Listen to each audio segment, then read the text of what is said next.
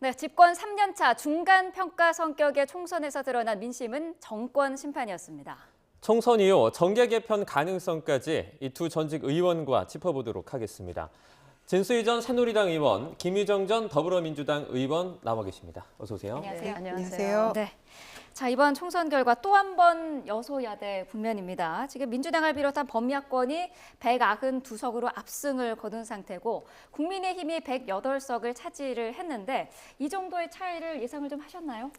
사실 이렇게까지는 예상을 못했고요. 네. 그래서 출구조사가 딱 나왔을 때 사실 어안이 벙벙했습니다. 어. 물론 민심이 굉장히 분노하고 있고 폭발하고 있다는 것은 느꼈습니다마는 네. 그래도 이 정도로까지 지지를 압승하게 해주실 거라고는 사실 예측은 못했고요. 네. 그래서 민주당에서도 그동안 캠페인 과정에서도 단독 과반 해주십시오. 네. 일당 만들어 주십시오. 이렇게 했던 건데 내심으로야 뭐 그런 기대 안 했겠습니까? 그렇지만 실제로 지난 21대 총선에서 183석도 정말 굉장한 압승이었기 때문에 네. 200석이라는 거는 꿈의 숫자라는 거 누구나 다 알고 있어서 이렇게까지 예측 못했습니다만은 정말 민심이 절묘하다는 생각도 했고요. 그래서 더 두렵습니다. 네. 네. 이제 뭐 당별로 보자면 그 목표만 보자면 일단 민주당은 단독 과반에 성공을 했고요. 그런데 이제 국민의힘은 안타깝게도 뭐 총선 3연패에 빠져버렸습니다. 이 부분은 좀 어떻게 평가하십니까? 그렇습니다. 총선 3연패고요. 물론 이제 2년 전 대선 지선에서는 연거푸 승리를 했지만 네. 네. 총선의 3연패를 하다 보면 사실은 이 원내에 의원들 구성이 만만치가 않고요. 자꾸 쪼그라들면서 영남 의원들이 다수가 되어지는 네. 그런 상황으로 가기 때문에 당 입장에서는 계속 더 어려워지는 악순환에 빠질 수가 있기 때문에 네. 참 걱정이 되는데 저는 이번 결과를 보고 그동안 이 선거운동 기간 동안 정권 심판론이 엄청 세게 가동이 됐기 때문에 네. 사실은 4년 전 수준만 돼도 좋겠다 이런 생각까지 네. 하고 있었다가 출구조사를 보고요. 정말 약간 패닉 상태가 네. 왔었는데 그나마 이제 실제 개표를 보니까 이제 그래도 4년 전 수준은 지켜낸 것 같아서 네. 참 다행이다 뭐 이런 생각을 했는데요. 사실은 이게 지금 이 선거가 윤 대통령 만 2년 지나고 3년 차 접어드는 시점에 치러지는 선거였기 때문에 네. 중간 평가의 성격이 상당히 강할 수밖에 없고 게다가 대통령 지지율이 높지 않은 상황이니까 정권 심판론이 가동될 토양이 굉장히 강하게 형성이 되어 있었기 때문에 이제 야당에서는 당연히 정권 심판론을 들고 나왔고 네. 저희 입장에서 굉장히 뼈아픈 거는 그 정권 심판론에 우리가 또 불을 붙이는 몇 가지 악재들이 있었지 않습니까? 그러다 보니까 이제 정권 심판론이 활활 불타는데 거기다 대고 국민의힘이 저는 캠페인 좀 패착이었던 것이 네. 정권 심판론의 맞불로 야당 심판론, 이 2조 심판론으로 대응한 거는 저는 캠페인의 패착이었다 이렇게 생각을 합니다. 네. 그 심판론은 보통 야당이 하는 거지 여당이 거기다 대고 심판 얘기를 하면 아니 당신들이 야당 심판 얘기할 자격이 있는 거야 뭐 이렇게 나올 공산이 크기 때문에 네. 그거는 아마도 우리 한동훈 위원장이나 이 선대위를 꾸리고 있었던 그 실무자들이 선거 경험이 많지 않은 분들이 선대위에 포진하고 있다 보니까 네. 그런 캠페인에서의 패착도 있지 않았나 뭐 그런 아쉬움이 진하게 남습니다. 네. 말씀을 하셨습니다마는 지상파 3사 출구조사에서는 범야권이 최대 200석 안팎을 차지할 것이다 이렇게 나와서 많은 분들이 놀라셨는데 결과적으로는 다소 빛나는 것으로 나타났거든요. 왜 이렇게 차이가 났을까요? 아무래도 많은 전문가들이 얘기를 하셨겠습니다마는 사전 투표에 대해서는 출구조사가 금지되어 있기 때문에 네. 이제 10여 년 되니까 사전 투표율이 상당히 올라갔고 이번에 총선에서 최고치를 기록을 했잖아요. 네. 그래서 그 사전 투표를 나중에 이제 출구조사 한 데다가 뭐 보완 하는 차원에서 5만여 통 전화 여론조사로 보완을 한다고 합니다만은 그 부분에 있어서 어쩔 수 없는 한계가 있다고 생각을 하고요. 또 기본적으로 대선의 적중률은 굉장히 높은 편인데 총선은 254개 지역이기 때문에 분산되어 있고 모집단도 적고 네. 또 이번에 특히 60대의 사전투표율이 굉장히 높은데 그 60대에 아마 샤이 보스가 약간은 숨어 있었을 거다. 그리고 네. 60대 여성들이 특히 이 여론조사 응답률이 낮다고 해요. 그런 것들이 복합적으로 작용을 해서 아마 출구조사가 결과적으로는 출구조사에 수렴되는 그런 판세는 예측이 가능하지만 네. 각 후보별로 어떤 득표율 차이랄지 또는 처음에 예측했던 어떤 지지율 차이나 이런 것들이 결국에는 조금 많이 좁혀지고 그야말로 격전지가 많았고 결과적으로는 또 당락이 뒤집히는 네. 이런 결과가 되지 않았나 싶어서 향후에 사전투표율은 계속 올라갈 걸로 보여지는데 이미 이제 그 일상화되고 체화가 됐잖아요. 네. 그래서 이런 그 출구조사도 어떤 식으로든 조금 보완이 필요하지 않을까 생각합니다. 네. 제가 같은 질문을 좀 하나만 드리겠습니다. 네. 출구조사를 이제 보시고 조금 놀랐다고 말씀을 해주셨는데 네. 이런 방식의 출구조사 계속 좀 이어나가는 게 좀 맞다고 생각하십니까? 조금 바뀌어야 된다 이렇게 보십니까? 아니 지금 우리 김 의원님이 말씀을 주셨지만 사전 투표하시는 분들이 자꾸 늘어나니까 그렇죠. 총 투표 중에서 사전 투표가 차지하는 비중이 이번만 해도 거의 절반에 육박을 하거든요. 네. 그러니까 출구 조사는 본 투표 날 하잖아요. 그러니까 그거는 이제 정확도가 올라가겠지만 사전 투표에 대해서는 이제 여론조사 방식으로 하기 때문에 네. 거기서 이제 샤이보수층의 존재가 있는 거죠. 샤이보수층은 그런 여론조사가 와도 응답을 잘 안 하고 네. 왜냐하면 이제 국민의힘을 지지는 하지만 최근에 이제 전국 운영 상황이나 이런 거에 대해서 실망하고 그래서 뭐 전화 여론조사 와도 응답하기 꺼려하고 뭐 네. 이러는 분들이 꽤 있었지 않나 이제 그동안 긴가민가 했었던 샤이보수층이 실제로 있었지 않냐 이런 생각이 들더라고요. 네. 그래서 그 지금 이제 김 의원님 말씀을 주셨지만 사전투표제가 도입된 지 한 10여 년 넘고 이게 선거도 한 대여섯 번 이렇게 치러진 것 같아요. 그래서 사전투표가 가지는 편의성은 분명히 있지만 그리고 투표율을 견인하는 그런 효과는 있지만 또 다른 이제 문제들이 있을 수 있기 때문에 이걸 점검할 필요는 있겠다 하는 생각이 드는데요. 제가 사전투표에 대해서 가지고 있는 문제의식이 하나는 이런 거예요. 네. 이게 사전투표하는 분들이 많아지기 때문에 공식 선거운동 기간이 원래 13일로 법적으로 되어 있지 않습니까? 근데 네. 선거일이 앞당겨지는 결과적으로 그런 결과도 만들어낼 수 있기 때문에 만약에 사전투표를 하고 났는데 어떤 특정한 후보에 대해서 아주 심각한 허물이나 문제가 드러난다.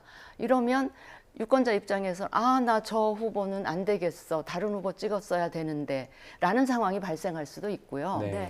현역 의원한테는 그게 데미지가 없지만 공식 선거운동 기간이 좁혀지면 현역 의원에 도전하는 자분의 입장 혹은 신인의 입장에서는 선거운동 기간이 줄어드는 거니까 네. 불공정함을 느낄 수도 있는 그런 문제들은 앞으로 좀 토론이나 외국 사례 등을 참고해가지고 보완을 좀 했으면 좋겠다 하는 생각을 갖고 있습니다. 네.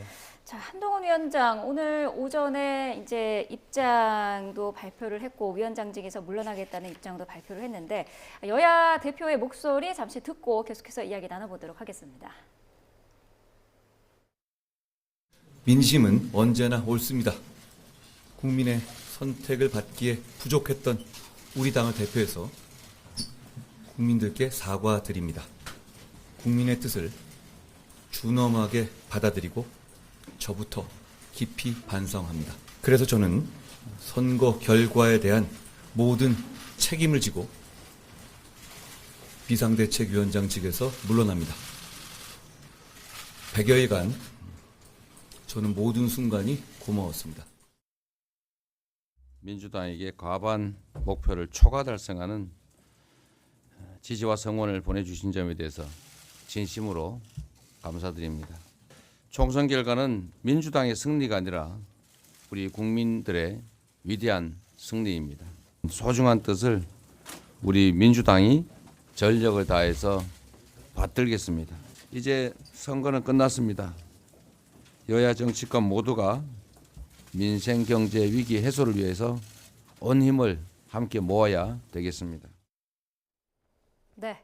자, 한동훈 비대위원장 예상대로 비대위원장직을 사퇴를 하고요. 향후 정치 계획에 대해서는 자신이 한 약속을 지키겠다라는 이야기만 했는데 어떤 의미라고 보시나요? 가능성을 좀 열어뒀다라고 볼 수가 있을까요? 그렇죠. 왜냐하면 제가 이제 관찰자인 제 입장에서 보면 네. 아마도 한동훈 위원장이 정치 경험이 없고 선거 경험은 더더욱 없던 그런 입장에서 이번에 그러니까 전국 단위의 선거를 이렇게 총 책임을 지고 지휘를 해 보셨잖아요. 네. 결과는 물론 그 실패, 뭐 참패로 귀결되었지만 그 과정에서 이 정치에 대한 의지나 의욕은 굉장히 많이 가지게 되지 않았나 싶고요.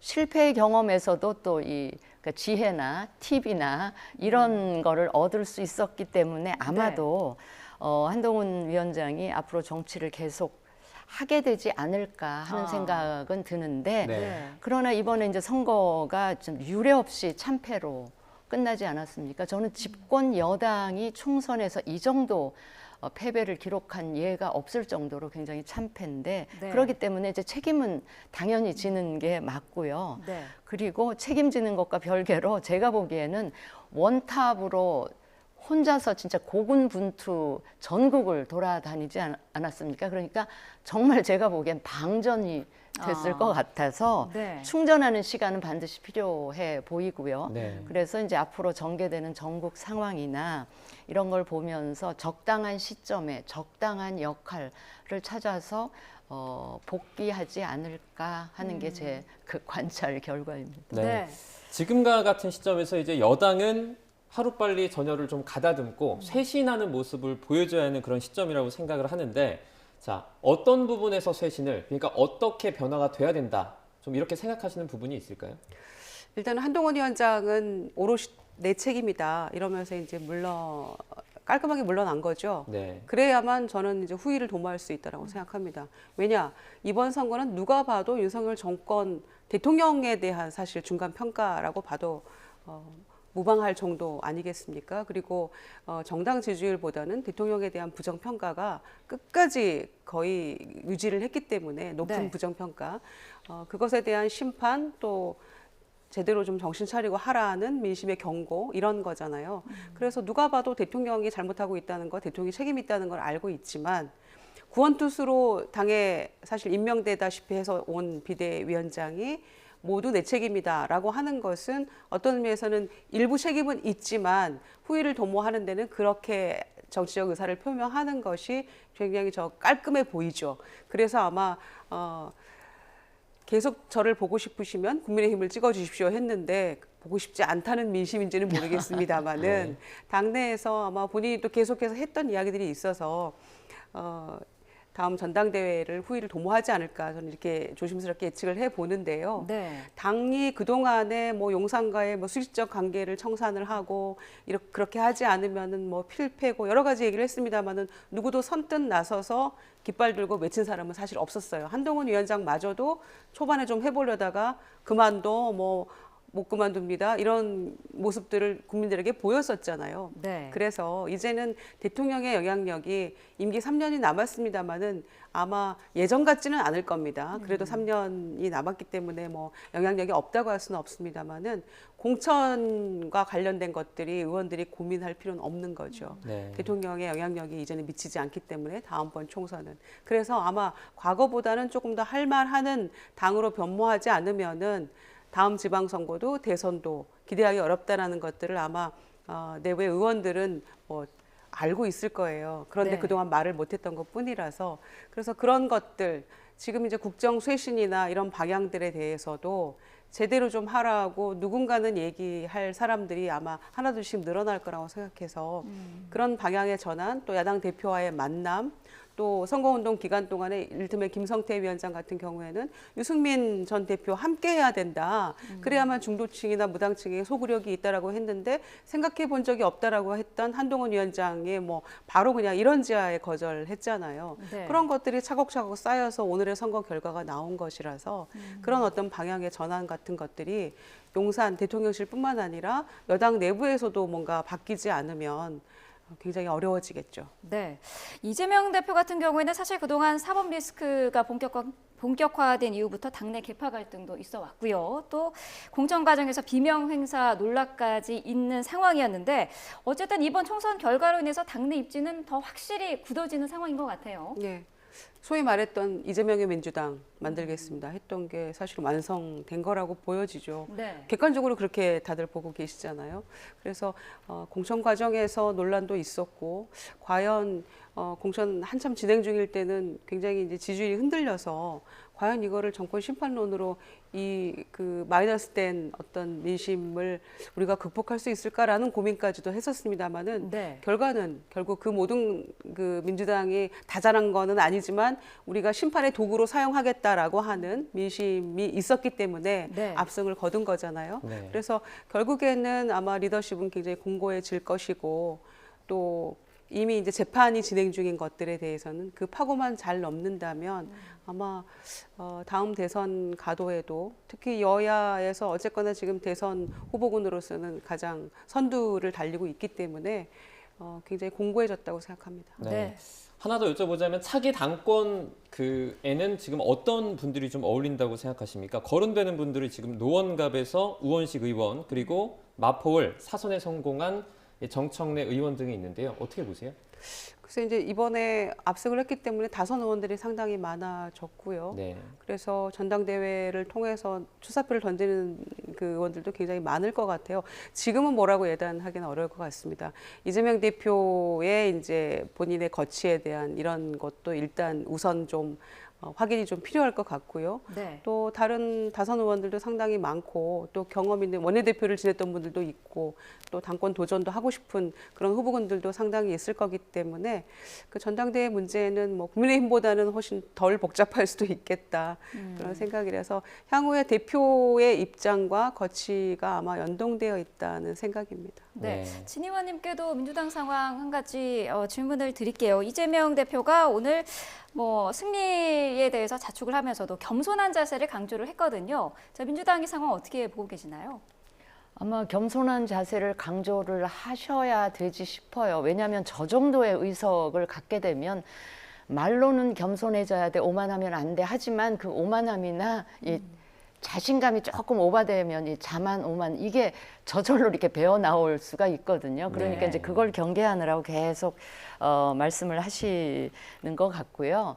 그다음에 이제 민주당의 이제 차기 지도부 구성과 관련해서는 아까 이제 국민의힘보다는 단출하다 그러시는데 오히려 후보군이 많기 때문에 더 복잡해질 수도 있고 네. 그 국민의힘은 사실은 다선 중진이 몇 분 안 계시는데 제가 생각하기에 이번에 새롭게 구성되는 지도부는 영남 출신이면 안 될 것 같고요. 네. 수도권 그 당선자들을 당의 얼굴로 간판으로 네. 세우는 게 앞으로 당이 가야 될 그 길이라고 봐서 네. 네. 그러면 몇 분 안 계시잖아요. 그래서 뭐 자연스럽게 국민의힘 지도부 이 그 전당대회 이야기를 하면 지금 국민의힘 상황에서 지금 막 한동훈 비대위원장이 고만두신 상황이니까 비대위가 이제 거의 해체됐다고 보면 되는데 여기에 이제 전당대회 판을 벌리고 이럴 만한 여유와 분위기가 저는 아닌 것 같다는 생각이 들어서 네. 그렇다고 리더십 부재 상황을 오래 가져갈 수는 없지 않겠습니까? 네. 그래서 뭔가 좀 이 추대하는 방식으로 일단 그 차기 지도부는 구성하는 게 리더십 공백도 이 최소화하면서 당내 이제 갈등도 좀 최소화하는 뭐 저 개인적인 생각입니다만 네, 네. 그런 걸 좀 고민해서 하루바삐, 한시바삐 그 지도부 구성에 나서야 되지 않을까 싶습니다. 네. 네. 이런 가운데 대통령실도 입장을 밝혔습니다. 윤석열 대통령은 총선에서 나타난 이 국민의 뜻을 겸허히 받들어서 국정을 쇄신하겠다 이런 뜻을 밝혔는데요. 이관섭 대통령 비서실장의 브리핑 직접 들어보시죠. 이번 총선 결과에 대한 대통령님의 말씀을 제가 대신 전해드리도록 하겠습니다. 총선에서 나타난 국민의 뜻을 겸허히 받들어 국정을 쇄신하고 경제와 민생 안정을 위해 최선을 다하겠습니다. 이런 말씀을 주셨습니다. 저는 저런 네. 대통령의 의중도 네. 뭐 저런 걸 갖고 직접 담화를 발표하고 이러기는 좀 부담스러우시겠지만 수석 비서관 회의라도 한번 주재하시면서 대통령의 육성으로 국민들께 이 총선 결과에 대한 소회와 이제 각오 이런 걸 육성으로 말씀을 하셨더라면 네. 더 메시지 전달 효과가 크지 않았겠나 싶어서 네. 조금 아쉽네요. 그럼 의원님께서 보시기에는 저런 어떤 인적 쇄신도 어떤 표현이나 이런 부분에서 조금 부족했다 이렇게 뭐 인적 쇄신은 네네. 당연히 저는 기본으로 해야 되는 네네. 부분이고 물론 이제 인적 쇄신의 범위를 지금 이제 총리께서 사임 의사를 전달을 하셨기 때문에 네. 거기에다 대고 내각 총사퇴 뭐 이러기는 좀 힘들어 보여요. 왜냐하면 내각 총사퇴를 하고 나면 또 온갖 장관들 후임 지명하고 또 뭐 청문회 거쳐야 되고 하니까 일단 총리가 상징적으로 이 행정부를 대표하는 이제 자리니까 이제 총리 사임하시는 걸로 이제 그런 부분을 대체하고 네. 네. 지금 내각의 장관들 가운데 막 갈등 있음에도 조정 못 하시는 그런 파트들이 있잖아요. 거기에 좀 문제가 되는 분들 조금 정리하시는 그런 정도의 인적 쇄신은 필요하다고 생각하고요. 네. 그것과 더불어서 오래전부터 많은 분들이 주문하시는 게 국정 운영 기조의 대대적인 전환. 그게 있어줘야 되고 소통을 진짜 적극적으로 하셔야 되고 특히 야당과의 소통을 통해서 이 협치에 손을 먼저 좀 대통령께서 협치하자고 손을 내미는데 저 야당이 거절하겠습니까? 당장 이제 오만하다는 비판을 받을 수가 있으니 대통령께 손 내미시면 아마 민주당이나 야당 이재명 대표도 손 잡을 수밖에 없을 테니 네. 적극적인 소통과 적극적인 협치에 나서 달라. 그러니까 인적 쇄신 이외에 그런 네. 것들이 어찌 보면 더 중요하지 않을까 뭐 그런 생각을 합니다. 네. 대통령 입장에서는 지금 야권과의 협력이 그 어느 때보다 중요한 상황이기 때문에 이제까지는 한 차례도 없었던 이재명 대표와의 만남이 이번에는 성사될 수 있을까도 관심이거든요. 어떻게 예상하시나요? 그거는 대통령이 결심하면 바로 만날 수 있는 거 아닙니까? 내일이라도 오늘이라도. 그런데 그거를 지금 3년 차에 접어들도록 여당이 서운해한다, 영수회담을 하면. 그런 정말 말도 안 되는 그런 변명까지 저희가 들었잖아요. 그래서 국민들이 보시기에는 이렇게까지 그 일당, 야당 대표에 대해서 인정을 안 하는구나. 왜냐면은 야당 개인 이재명이 아닌 국민의 대표하는 제1야당 그리고 그 당대표에 대해서 이렇게까지 할 수 있나라고 절망했던 거고요. 네. 사실 아까 진 의원님 말씀하신 대로 물러나겠다고 사표낸 비서실장이 왜 대통령의 말씀을 대신 이렇게 전합니까? 대통령이 이런 거부터 지금 바꿔야 돼요. 국정쇄신 뭐 말씀하셨는데 이런 기조부터 바꿔서 직접 국민에게 나서서 지난번 4월 1일 날 만우절날 국정 대국민 담화 발표하면서 51분 동안 의대 정원에 대해서 쭉 설명하시지 않았습니까? 해결책도 없이 그 모습 보면서 국민들이 진짜 마침내 마지막에 절망을 했거든요. 그래서 이런 결과를 낳았고 저희가 이태원 참사 때 총리든 행안부 장관이 누구든 책임지십시오라고 야당과 국민이 그렇게 외쳤을 때 대통령 뭐라고 하셨습니까?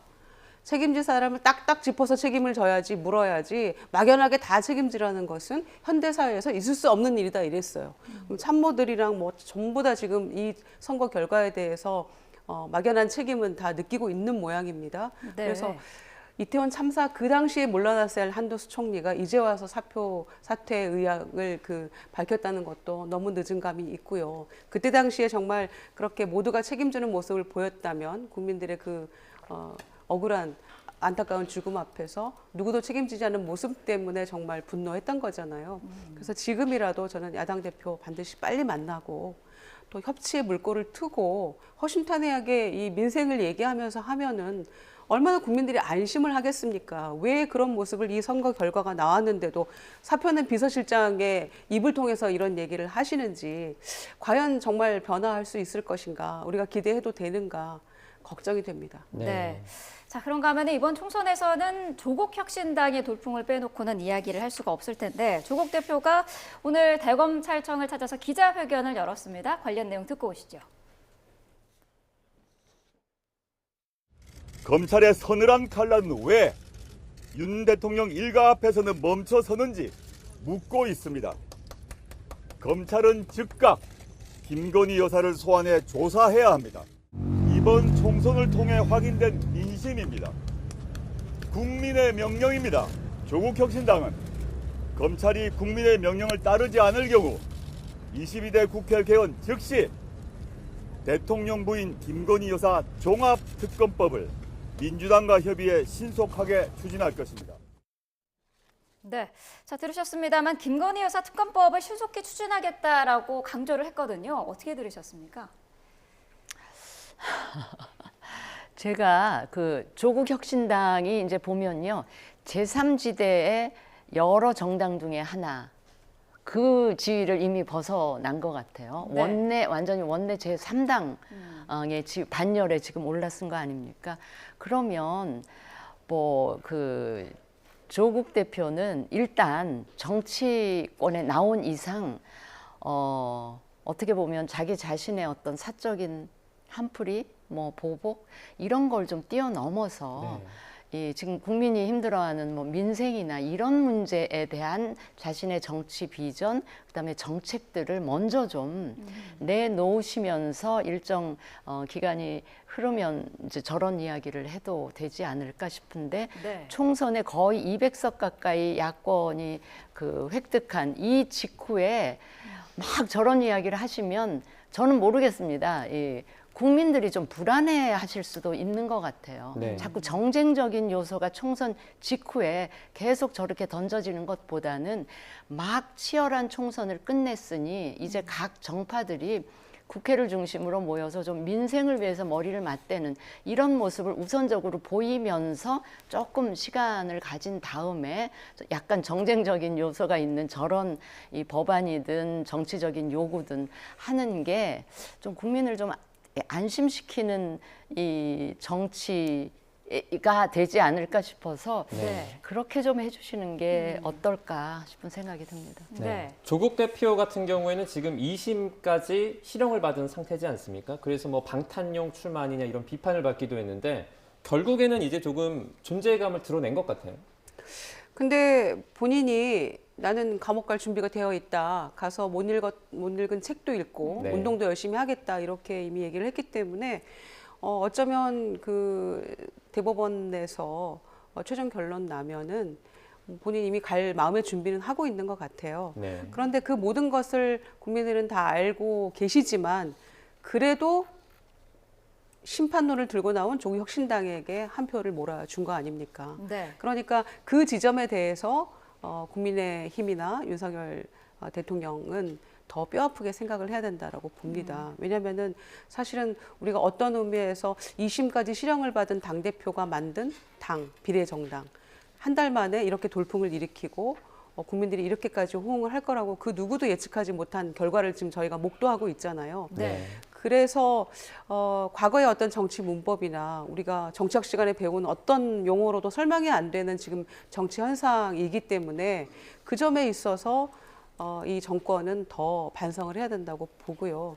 앞으로 파기환송이 일부라도 될지 어떻게 될지는 대법원의 판결을 기다려 봐야 되겠습니다만은 일단 조국 대표 스스로가 어떤 최악의 경우든 다 대비를 하고 있는 것 같고 이 당은 또 뭐 후순위가 또 승계하면서 캐스팅 보트 역할을 제대로 하게 될 것 같아요. 180석 패스트트랙에 올리는 부분도 사실은 조국 혁신당의 협조가 필요한 사항이잖아요. 그런 네. 것들을 포함해서 아마 국회 운영하는 데 있어서 경쟁적 또는 때로는 협조하는 그런 보완 관계 이런 것들이 당분간은 이어질 걸로 생각됩니다. 네. 네. 자, 다른 제3지대 성적표도 좀 짚어보죠. 지금 이낙연 대표도 낙선을 했고요. 심상정 의원도 뭐 이제 소임을 내려놓겠다, 정계 은퇴를 이제 밝혔고 이준석 개혁신당 대표만 배지를 지금 단 상태인데 어떻게 분석하고 계시나요?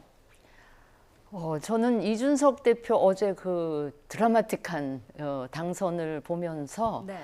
그 이제 국민의힘의 성적을 보고는 굉장히 실망을 했는데 물론 이준석 그 후보는 국민의힘을 떠난 상태이긴 하지만 네. 이준석이라는 정치인이 국회에 들어감으로 해서 이 대한민국 국회에 상당한 그 변화의 바람이 불지 않을까 하는 네. 기대를 갖고 있고요. 네. 하여튼 새로운 미래는 굉장히 힘들어졌고 개혁신당 그나마 3석이 확보된 상황이라 개혁신당의 그 3분 청년 정치인들이 국회에 나가서 일당백을 하지 않을까 하는 기대를 가져봅니다. 네. 김 의원님도 짤막하게 평가를 좀 해주시죠. 예. 이준석이 국회 들어가는 게 아마 대통령의 가장 타격감이 클 것이다. 이런 취지로 캠페인 내내 얘기를 했었는데 네. 참 절묘하게 선택을 받은 것 같아요. 그래서 아마 정치적으로는 마이너스 3선 이런 얘기도 들었었는데 네. 정계 입문은 오래됐습니다만은 아마 그래서 준비도 많이 된 정치인일 것이고요. 그리고 몇 단계 업그레이드된 아마 그런 정치인으로 성장하는 발판을 이번에 마련했다고 보고 그래서 향후에는 아마 대선 후보군으로도 저는 충분히 기대되는 그런 정치인이 될 거라고 생각합니다. 네. 네. 자, 두 분 말씀 잘 들었습니다. 총선 성적표와 관련해서 정치권의 움직임 자세히 짚어봤습니다. 진수희 전 새누리당 의원, 김유정 전 더불어민주당 의원과 함께했습니다. 오늘 말씀 감사합니다. 고맙습니다.